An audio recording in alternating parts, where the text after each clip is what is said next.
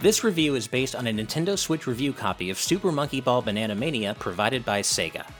For me, the crown jewel of the Nintendo GameCube's particularly strong launch lineup way back in 2001 wasn't Luigi's Mansion, or Star Wars Rogue Leader, or even Wave Race Blue Storm, as much as I love and miss Nintendo's underappreciated aquatic racing franchise.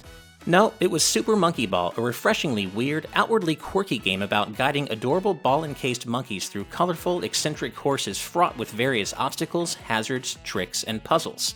Now that in itself is already pretty unusual, but there's a key twist. Rather than directly controlling the monkeys and balls themselves, you instead tilt the courses they roll on, influencing their movements, direction, and momentum by carefully manipulating the angle of each course to guide your monkey ball to each goal. And while things start off simple and straightforward enough, the courses soon start becoming devilishly complex and difficult, requiring steady hands and even steadier fingers to navigate it all, let alone complete within each stage's time limit. It's the easy-to-pick-up, very difficult-to-master school of game design personified. An enhanced port of what I would later come to learn was a game that originally debuted in Japanese arcades under the simpler title Monkey Ball. Super Monkey Ball captivated me with its appropriately arcadey, pick-up-and-play appeal, confidently whimsical visual identity, and catchy electronic soundtrack. And lots of other folks apparently felt the same way, because the game was successful enough to inspire a direct, even better sequel in 2002's Super Monkey Ball 2, whose own success proved in turn that Super Monkey Ball had the mass appeal and staying power to become a fully fledged franchise. Despite such a strong debut though, the series would unfortunately go on to suffer some misfires and experience a sustained dip in quality with sequels like the Wii's Super Monkey Ball Banana Blitz, which introduced the controversial ability to jump amid less memorable course designs and a pervasive sense of creeping series fatigue. And after a recent HD port of Banana Blitz gave the visuals a fresh coat of paint but did little to smooth over that game's fundamental flaws, Super Monkey Ball is celebrating its 20th anniversary here and now in 2021 by finally doing exactly what fans like myself have been clamoring for, going back to its roots. Indeed, Super Monkey Ball Banana Mania is a comprehensive remake of Super Monkey Ball 1 and 2 as well as Super Monkey Ball Deluxe, which released for the PlayStation 2 and original Xbox in 2005. And while Banana Mania's primary existence as an all-in-one remake of prior titles does mean that there isn't technically very much that's totally new here for longtime fans, the 15 to 20 year length of time between now and those original releases, combined with Banana Mania's refreshed and enhanced visuals, remixed music, and sheer quantity of content make for a compelling and definitive Super Monkey Ball package all the same. Let's break down exactly what the Banana Mania package entails. The first two games' challenge modes are carried over in their entirety, including all their courses of varying difficulty and length ranging from casual all the way up to master and beyond. Super Monkey Ball 2's story mode, itself made up of 100 stages divided among 10 worlds, is also included here, with new comic-style cutscene intermissions infusing the adventures of AiAi, Mimi, Baby, Gon, and the rest of the Monkey Ball crew with the series' trademark offbeat weirdness and silly humor. That comprises the main body of content, which alone makes for a couple hundred unique stages to tackle, but there's more. While certain stages have been rebalanced to be less difficult compared to previous games, the original versions of said stages can be unlocked alongside every unique stage from Super Monkey Ball Deluxe, not to mention alternative gameplay modes like Reverse Mode, Dark Banana Mode, and Golden Banana Mode, which switch up the series' established mechanics in fun ways. You can even unlock Banana Blitz's jump maneuver to make various stages quite a bit easier, but given how controversial this edition was to begin with back in Banana Blitz, SEGA were smart to position it as an optional unlock that can be toggled on and off at will. But there's even more ancillary content beyond all the extra stages and gameplay modes that can be unlocked for the main game, much of which actually is new to the series. There's a photo mode with unlockable frames, effects, and reactions, alternate graphic filters that change up the game's look, cosmetic items like clothing and unique balls to customize each playable monkey with, over 700 in-game achievements that reward you with more shop points, online leaderboards for every main game mode as well as a handful of the party games, and, in a particularly compelling twist, unlockable guest characters from other SEGA franchises like Sonic, Tails, Yakuza protagonist Kazuma Kiryu, and Beat from Jet Set Radio. These guest characters even switch up the series' usual banana pickups for items unique to them, like rings in the case of Sonic and Tails and spray cans for Beat. While it's a bit of a shame that the guest characters aren't playable in the party games and can't be customized with cosmetics like the monkeys can, they still inject a ton of extra personality into a game already brimming with it. And simply put, there's a lot to love here for fans of Super Monkey Ball and SEGA in general. Speaking of bananas, let's talk about the new role the titular pickups play here in Banana Mania. Each stage is littered with them, and in prior games, picking up enough of them would reward the player with extra lives. With Banana Mania completely abolishing the series' traditional life system, though, bananas are now converted into points that can be spent in the game's point shop to unlock all the aforementioned extra content in whatever order you desire. Now, the traditional life system in prior games always felt a bit draconian to me given how brutally difficult the more advanced courses can get, with some requiring nothing short of perfect gameplay execution. So I think adopting an unlimited retry mentality while preserving the series' trademark penchant for punishing difficulty was the right way to go here overall. It's a great way to make the series more accessible and less imposing to newcomers, and I hope to see this eschewing of lives remain in future titles. That said, I can see why some hardcore fans might feel like a certain something has been lost in this transition, and would have liked to at least see the series' classic lives-based system preserved as an optional gameplay mode. Still, it's my firmly held belief that the more accessible a game is, the better, and I'm happy to report that Banana Mania is easily the most accessible Super Monkey Ball game yet for reasons that go well above and beyond as simple as skewing of lives. Aside from the earlier mentioned unlockable jumping ability, there's also an optional helper function that doubles each stage's time limit and unlocks the use of a slow motion feature that can help make tough stages a little less intense. And if you come up against a course that you just can't overcome despite your best efforts, any stage can be marked as completed with a simple menu selection, allowing players to progress and see the vast majority of what the game has to offer regardless of individual skill and patience levels. Gyro support is also included for players who may find the game easier to play with motion controls. I'm looking at you, John Cartwright. Though in my personal experience, playing with motion controls only makes the game harder.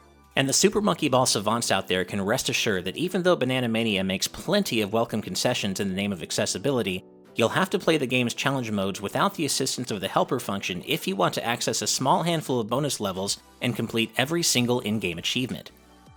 Most importantly, the series' moment-to-moment gameplay remains as compelling as ever here in Banana Mania, with an addictive, just one more try mentality quickly settling in as you start tackling the game's more demanding courses and inevitably fail over and over again until at last, after forging your skills and reflexes in the fires of trial and error, you succeed. Banana Mania, like other Super Monkey Ball games before it, is the kind of game where you can feel your skills improving incrementally as you practice, and triumphing at last over a problem course you failed more times than you can count brings with it a feeling of immense personal satisfaction. Unfortunately, while the gameplay itself remains as engaging and satisfying as ever, Banana Mania suffers from occasional performance hiccups that, though relatively infrequent, are just jarring enough to throw off frame rate sensitive players like myself with some momentarily jittery gameplay. To be sure, Banana Mania runs at a mostly smooth 60 frames per second a majority of the time, but random frame drops do exist, and they're verifiably more prominent in areas with busier visual effects like the boiling pot and bubbly washing machine worlds. These frame rate hiccups also seem to be significantly more prominent when playing the game docked in TV mode, with handheld mode appearing to deliver a smoother performance experience overall.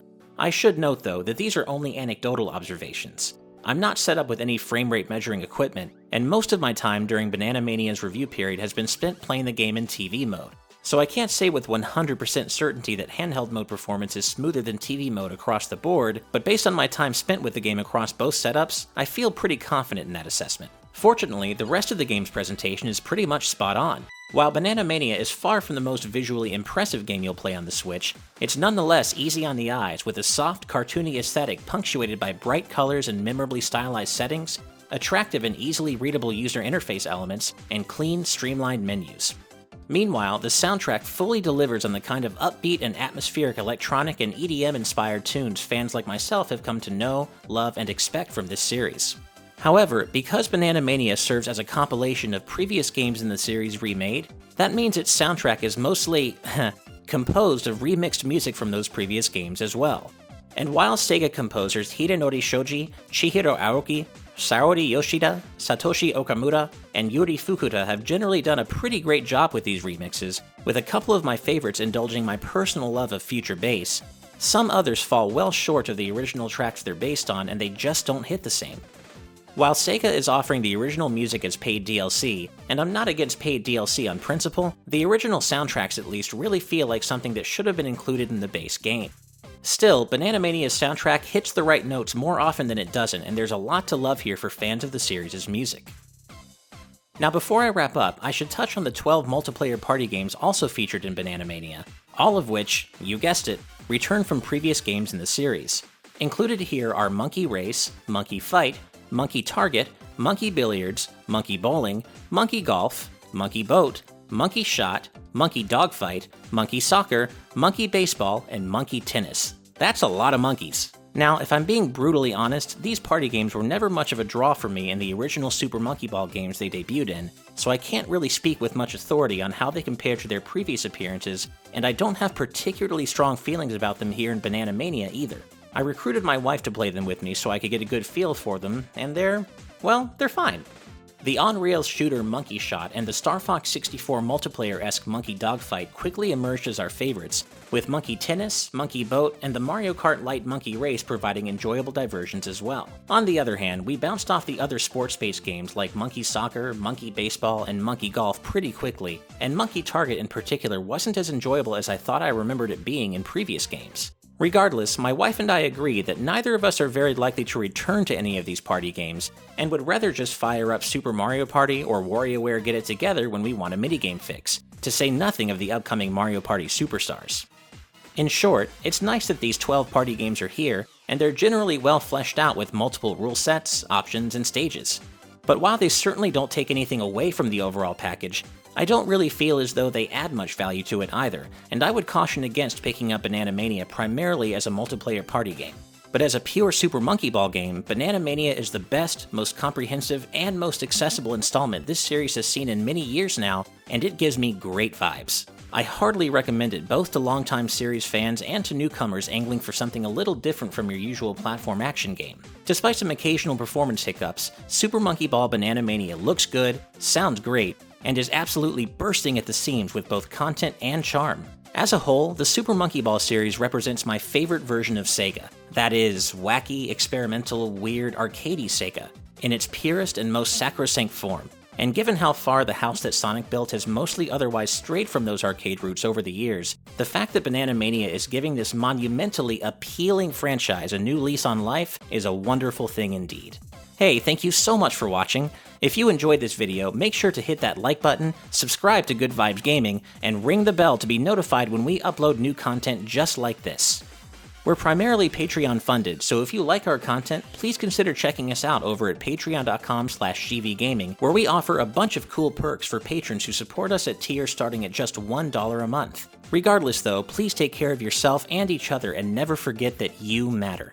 Have a great rest of your day, and remember, the best vibes are good vibes. Bye! Yahoo!